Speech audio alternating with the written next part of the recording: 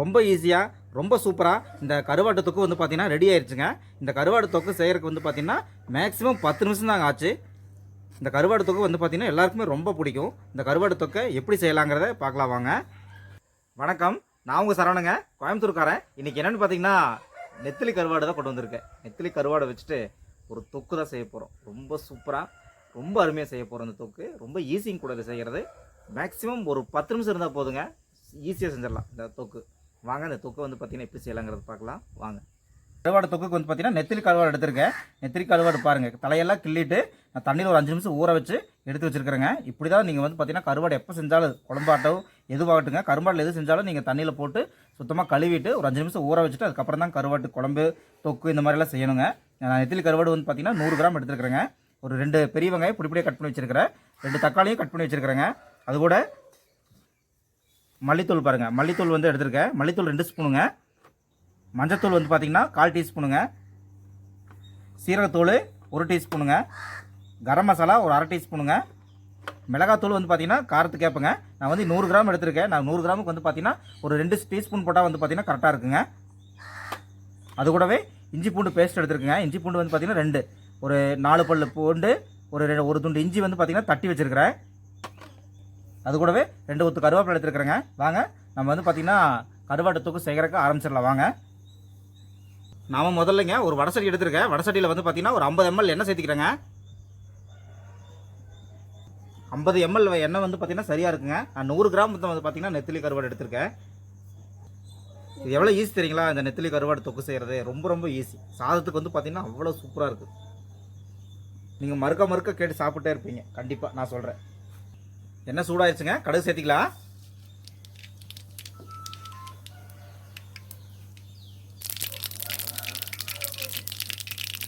ரெண்டு பெரிய வெங்காயம் எடுத்துக்கிற பாருங்க, அதையும் சேர்த்திக்கலாம். நீங்கள் விருப்பப்பட்ட சின்ன வெங்காயம் கூட சேர்த்திக்காங்க. பாருங்கள் 2 கொத்து கருவேப்பிலை சேர்த்திக்கலாம். பாருங்கள் இதோடையே தக்காளி பாருங்கள், தக்காளி 2 தக்காளி எடுத்து வச்சுருக்கோம் பார்த்தீங்களா, அதையும் சேர்த்துக்கலாம். இந்த தொக்குக்கு மெயினே இந்த தக்காளி தாங்க. இஞ்சி பூண்டு தட்டி வச்சுருக்கோம் பார்த்தீங்களா, இஞ்சி சேர்த்துக்கலாம்.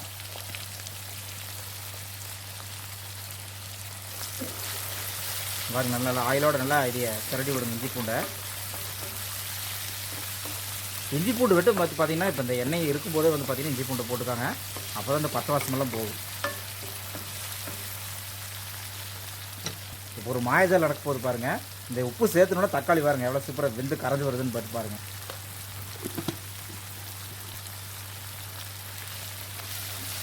தக்காளி நீங்கள் வேகம்னு நினச்சிங்கன்னா இந்த மாதிரி இந்த உப்பை வந்து பார்த்திங்கன்னா இந்த ஆயிலோடய சேர்த்து பரட்டுங்க. தக்காளி கரைஞ்சி தனியாக வந்துடும், தண்ணி மாதிரி ஆயிடும் தக்காளி.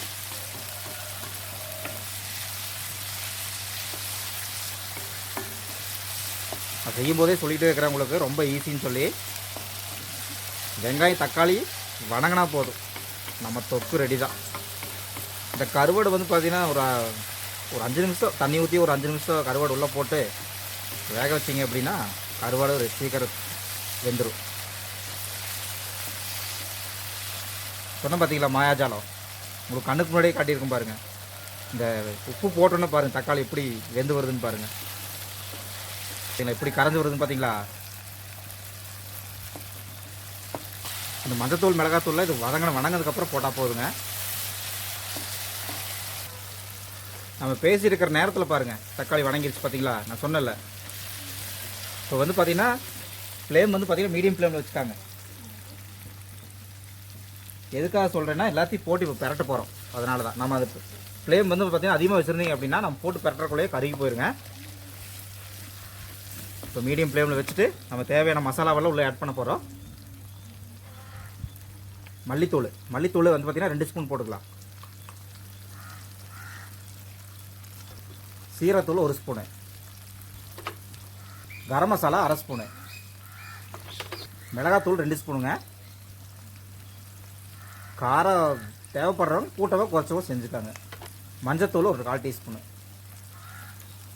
முதல்ல நம்ம போட்ட மசாலா வந்து பார்த்திங்கன்னா ஆயிலோட நல்லா பெரட்டி விடுங்க. இந்த எண்ணெய் இருக்குது பார்த்தீங்களா, எண்ணெயோடு பெரட்டுங்க. பிரட்டும் போது உங்களுக்கு ஒரு சூப்பரான ஸ்மெல் வரும். பிரட்டிட்டேன் பாருங்கள். பிரட்டணுன்னே இந்த கலர் பாருங்கள் எவ்வளோ அழகாக கலர் மாறிடுச்சுன்னு பாருங்கள்.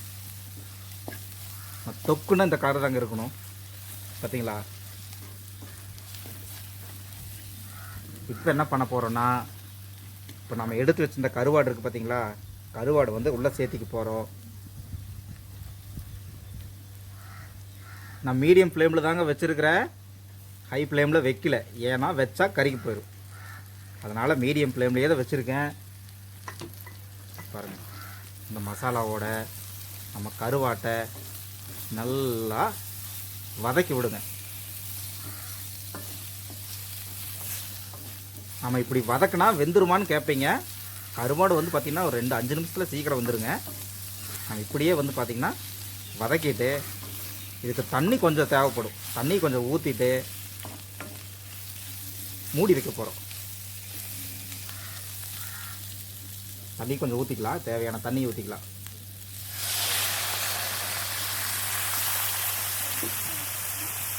ரொம்ப அதிகமாக ஊற்றுறீங்க தண்ணி, கம்மியாக தான் ஊற்றிருக்கேன். பார்த்தவங்களுக்கே தெரிஞ்சிருக்கும். கம்மியான தண்ணி தான் ஊற்றிருக்கேன். இப்போ வந்து பார்த்திங்கன்னா என்ன பண்ணுங்க, மீடியம் ஃப்ளேம் வச்சுருக்கோம் பார்த்தீங்களா, ஹை ஃப்ளேமுக்கு மாற்றுது. மாற்றிட்டேன், ஹை ஃப்ளேமுக்கு மாற்றிட்டேன். என்ன பண்ணணும், அடுத்து மூடி வைக்கணும். மூடி வைக்கிறதுக்கு தட்டம் எடுத்து வரக்கு மறந்துட்டேன். உள்ளே போய் தட்டம் எடுத்துட்டேன் சாமி. தண்ணி ஊற்றிட்டேங்க. தண்ணி ஊற்றிட்டு இப்போ கொதிச்சுட்ருக்குது தண்ணி.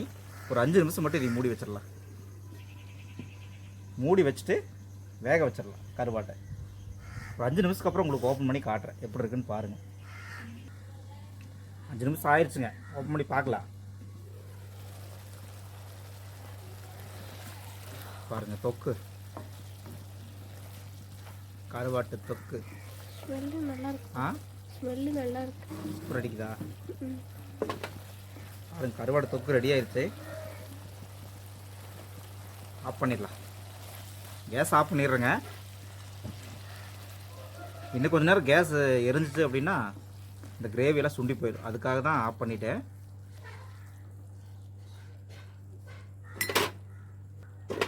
கடைசியாக ஒரு 2 கொத்து கருவேப்பிலை மேலே அழகா அப்படி பூ மாதிரி தூவிடலாம். பாருங்கள், மணக்க மணக்க கருவாட்டு தொக்கு ரெடி. சாப்பிடலாம்.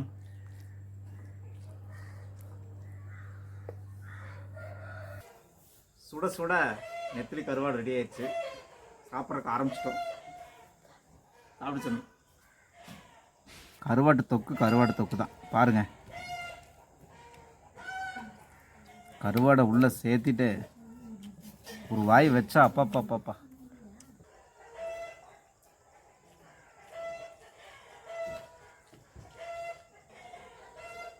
இந்த கருவாட்டு தொக்கை ஒரு டைம் கருவாடு வாங்கிட்டு நீங்கள் செஞ்சு பாருங்கள். கண்டிப்பாக சொல்கிறேன், அடுத்த டைம் கருவாடு வாங்கினீங்கன்னா இந்த தொக்கு தான் செய்வீங்க. அப்பப்பப்பா, என்ன டேஸ்ட்டு. அச்சித்து ஒன்றும் சொல்லவே இல்லை, சாப்பிட்டே இருக்கேன். டேஸ்ட்டாக இருந்தா பேசுறதுக்கே தோணலையா? ரொம்ப சூப்பராக இருக்குங்க நம்ம கருவாடு தொக்கு. எங்கள் வீடியோ பிடிச்சிருந்தா சப்ஸ்கிரைப் பண்ணுங்கள். நன்றி, வணக்கம். போயிட்டா பறிச்சு. பாய்.